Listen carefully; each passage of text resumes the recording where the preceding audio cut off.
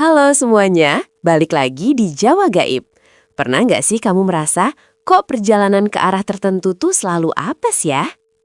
Nah, kita mau bahas satu larangan kuno yang masih dipercaya banget di Jawa.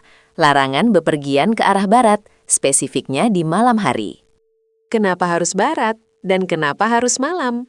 Ini ada hubungannya erat banget sama weton kamu, energi, dan posisi sengkala. Bayangin deh, ini bukan sekedar mitos konyol. Ini adalah panduan keselamatan yang diturunkan sejak ratusan tahun lalu. Gini nih, arah barat itu sering diasosiasikan dengan akhir hari, tempat matahari terbenam. Secara spiritual, energi di sana cenderung lebih berat. Di malam hari, pagar gaib kita melemah. Apalagi kalau weton kamu itu kebetulan punya arah naas di barat. Itu namanya double trouble. Siapa sih yang paling harus waspada? Kita bagi jadi dua kelompok weton utama yang sensitif banget sama arah barat.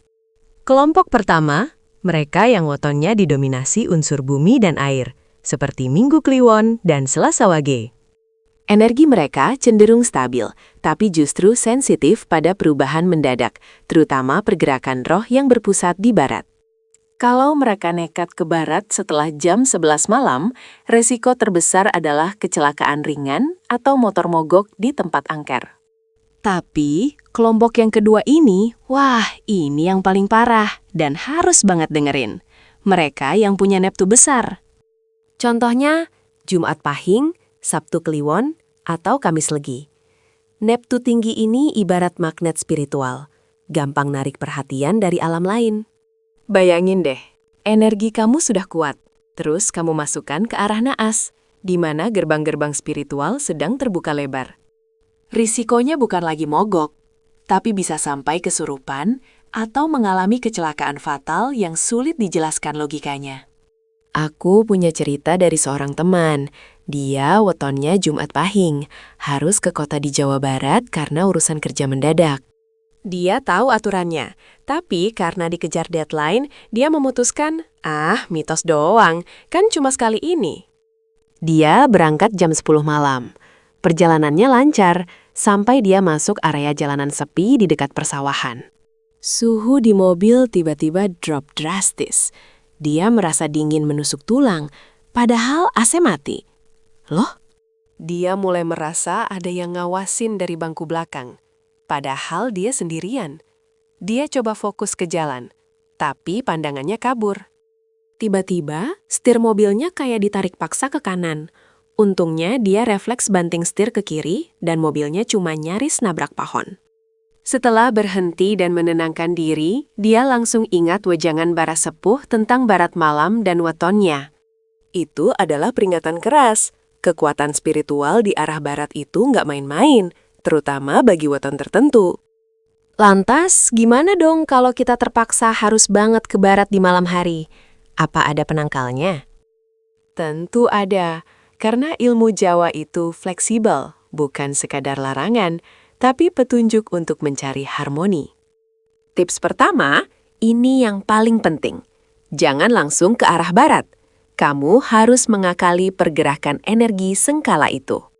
Jadi, kalau rumah kamu menghadap barat, coba deh keluar dulu ke arah timur sebentar, putar balik, baru kamu tuju barat.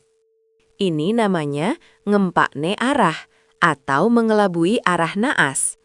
Energi negatif yang menunggu di jalur utama jadi bingung. Tips kedua, bawa penangkal sederhana. Nggak perlu jimat aneh-aneh. Cukup benda yang punya energi panas atau penolak. Bisa selembar daun kelor kering atau sejumput garam kasar yang sudah didoakan sebentar. Taruh di saku atau dashboard mobil. Intinya adalah niat. Niatkan bahwa perjalananmu dilindungi.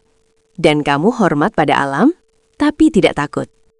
Karena ketakutan itu sendiri adalah undangan bagi hal-hal buruk untuk datang loh.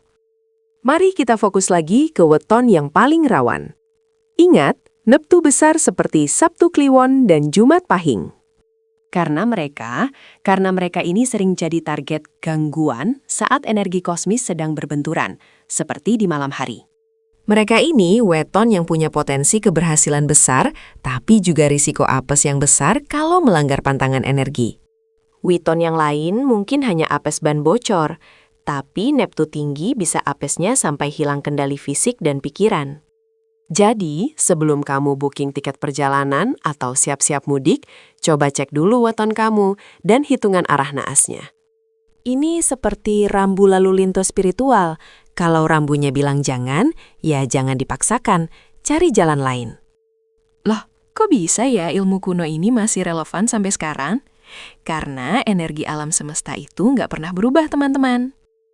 Mereka cuma dibungkus dalam tradisi, tapi intinya adalah keseimbangan hidup kita dengan lingkungan. Paling aman sih kalau memang harus ke barat, usahakan itu di pagi atau siang hari. Jangan sampai melewati tengah malam.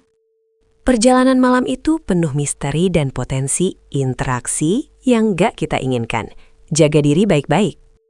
Nah, sekarang giliran kamu. Weton kamu apa? Pernah nggak ngalamin apes pas lagi perjalanan ke barat di malam hari? Yuk, share cerita kamu di kolom komentar di bawah, biar kita sama-sama belajar dan makin waspada. Jangan lupa klik like kalau kamu merasa video ini bermanfaat, dan subscribe Jawa Gaib untuk cerita-cerita menarik lainnya. Hormati tradisi, waspadai energi. Sampai jumpa di video selanjutnya.